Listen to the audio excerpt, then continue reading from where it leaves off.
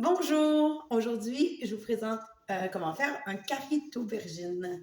J'ai haché un gros oignon. Ça peut être deux petits aussi. Donc, je le mets dans le chaudron.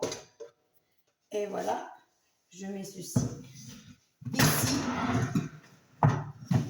J'ajoute tout de suite le poivre parce que il va y avoir du curry, donc du curcuma. Et puis, c'est important de mettre du poivre pour le curcuma est anti-inflammatoire. Et la curcumine qui est contenue dans le curcuma s'active notamment en présence de poivre noir. La nature est bien faite. Donc, je vous invite. C'est pas que ce sera pas efficace, mais ça augmente de 40% sa biodisponibilité. Donc, et le curcuma, je le répète, est l'épice principale dans le curry, donc dans le curry indien.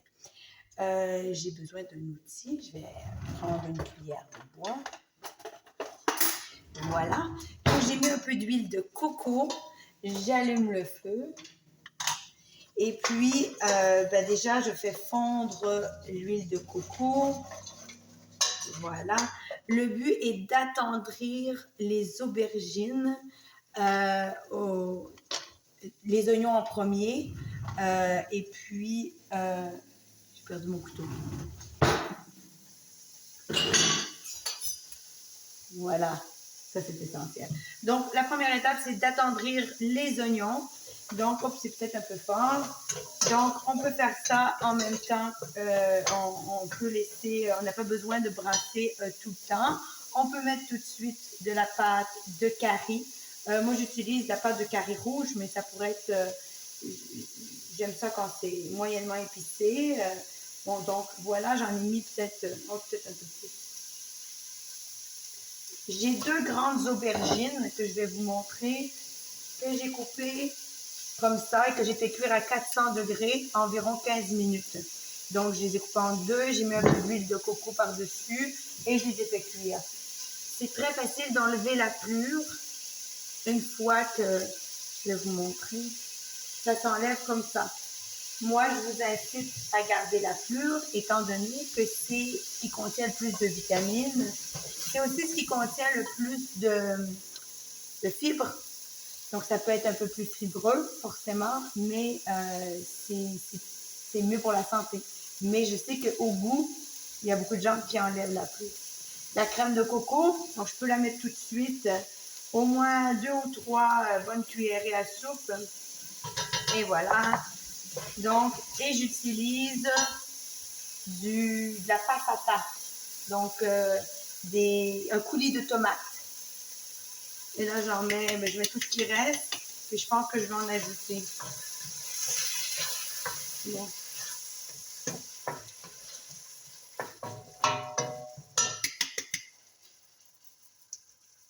Et voilà. Je mets tout de suite le curry. Donc, ouais, au moins une cuillère à table. Ça dépend jusqu'à quel point vous aimez les épices.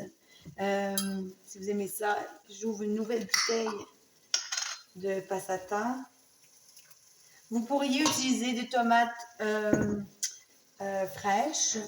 Vous pouvez aussi utiliser des tomates en conserve. Je le conseille très peu parce que les boîtes de conserve sont recouvertes, enduits à l'intérieur de produits chimiques, par exemple du bisphénol A.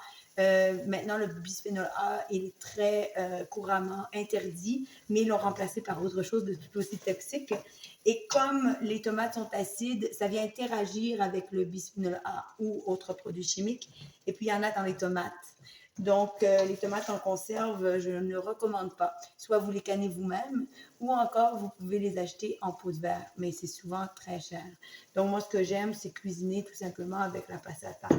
Donc, maintenant, on va utiliser j'ai déjà partiellement haché les aubergines.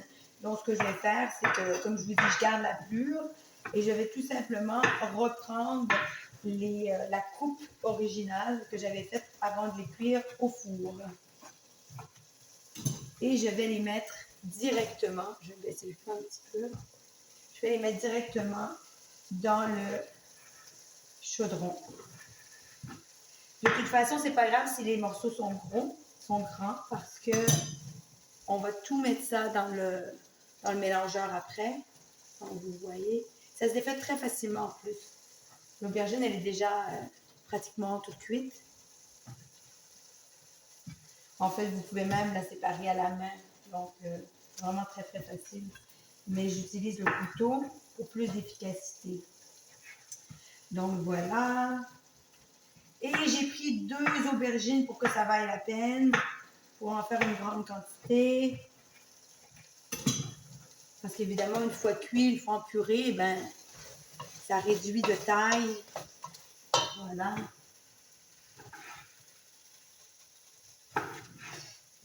Et voilà.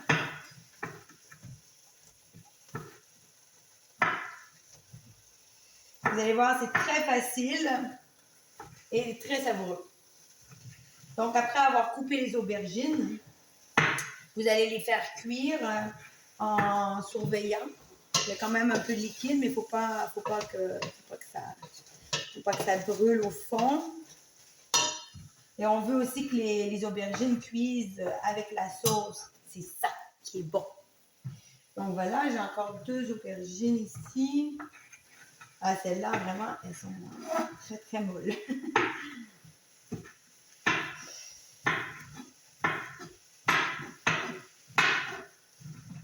Et voilà. Vraiment chouette. Super, ça sent délicieusement bon. Et voilà.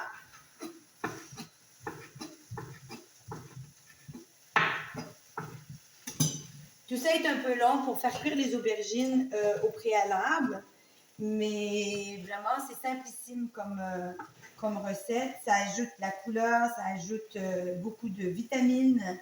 Très très simple à faire. Je pense qu'un enfant pourrait réussir cette recette. Donc voilà, encore un peu d'aubergine. Et là, ça commence à y avoir du monde dans mon chaudron. Et une dernière demi, pas même moins. Voilà, recouper en 2. On veut, c'est pas très grave si les morceaux sont gros, sont petits. De toute façon, comme je disais tout à l'heure, tout ça va finir en purée. Parfait pour tremper avec un pain d'âne ou pour étendre directement sur le pain d'âne. Donc voilà, moi je préfère plus crémeux. Donc vous voyez, avec les aubergines étaient particulièrement grandes cette fois-ci. En général, les aubergines que je choisis sont un peu plus petites.